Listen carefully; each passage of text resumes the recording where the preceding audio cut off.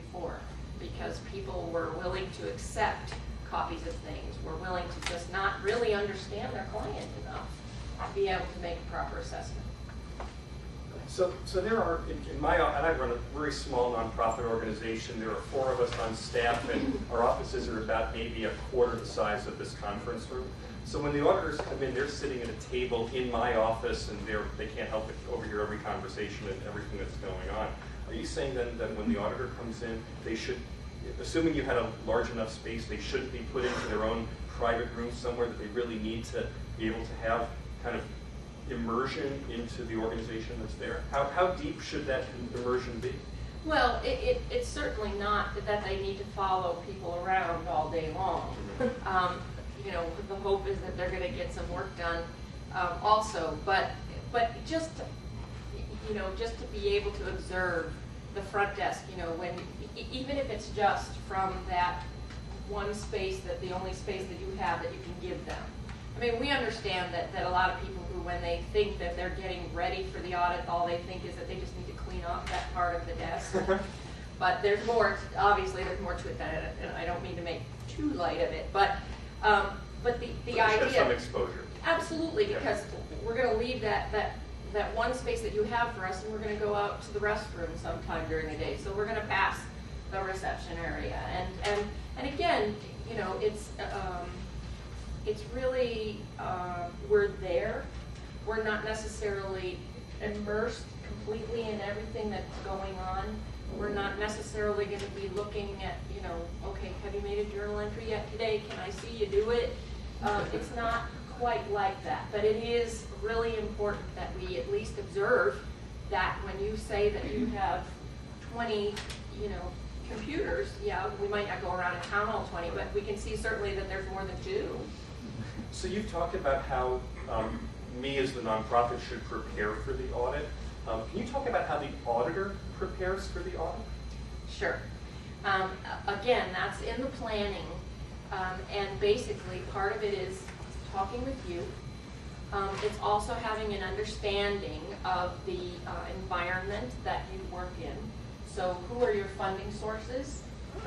What is the industry like in nonprofits, whether it's an arts organization or whether it's just a voluntary health and welfare organization or a charitable foundation. Your auditors really need to understand how all of those factors impact you, because if you are giving them an explanation that in the late 2001, your contribution suddenly went way up, and you had an incredible year. Knowing what happened in September of 2001, I would probably say, you're not exactly being maybe straight with me, and show me some more information. Otherwise, I may not have to ask you about certain things, because I already know that your revenues probably went down at that time. Your revenues probably went down after Hurricane Katrina. So I know, you know, just by reading the paper, what's going on in the nonprofit world. You know, understanding how sensitive the IRS is to donor advised funds. You know, you can see it in how they've changed the 990s. You can see, you know, you can read about the Senator Grassley and how, you know, he feels that nonprofits are, you know, potentially hiding a lot of things and getting this great deal of being exempt from taxes. And so there's a lot of, a lot of things that the auditors really need to understand. And all of that basically comes up to the point where you choose to continue with this client or take on a new client. And then you also need to update your understanding, either gain understanding or update your understanding of the internal controls. And so again, that's going to be a conversation with you, a conversation with other people in your organization, and then basically asking questions about fraud. We're going to document then where we see the risks. We're going to document, again, the understanding of the internal controls and where we might see that we can already see from our conversations that there might be weaknesses.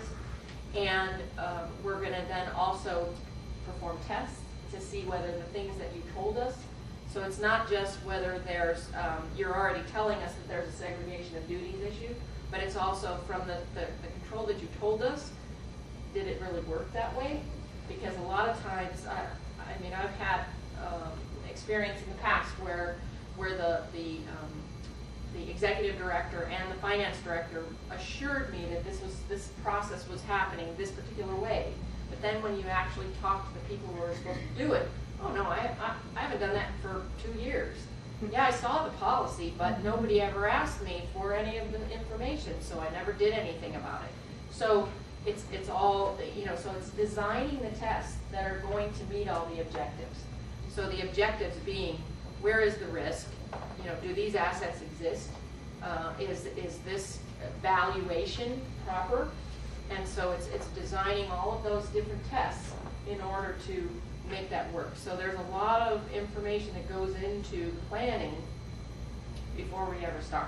Thank you. Okay, so then you've done all this wonderful planning and you finally come out and you do the audit, and people are smiling because they know the question, right? It's, you know, all of a sudden you discovered that there were some tests that maybe you hadn't thought of before. You might learn stuff along the way, right? Absolutely. And even, not just in the first year you've done an audit for someone, right? I mean, this could be something you've been doing work with for a long time, and all of a sudden a little light bulb goes on, and you go, oh, I never realized that, or I never connected these two things before. What do you do when you're actually in the midst of the audit? You discover that you need to do more than what you originally planned? Well, then you basically design a test again. I mean, and if you're out in the field and you're the in charge, you're probably going to want to talk to your manager, and you're probably going to want to talk to the partner, and you're probably going to want to make sure that everybody's comfortable that that test now that you think that you need to do is really going to address that concern that you have. I mean, there are always things that come up that, you know, even if we have a great conversation about what things happened during the year, you may have forgotten to tell me something.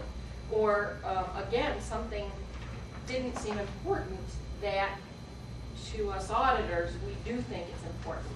And so it can definitely impact the kind of testing that you do. You're not going to come out, the world is never that clean. Everything that you plan to do may not actually come out. And what you plan to do may actually lead you in a direction that's different than how you thought it was going to come out. Because you may actually find that when you did that test, that concern that you were, you were previously a little bit, worried about, suddenly becomes this huge thing. It seems really general. Do you have an example? Was there a story behind the time that you were really out there? And I mean, something that we learn from stories, you know, a time that you just got into something, oh my goodness, if I don't address that, we're really going to miss something pretty major here. Well, Without revealing.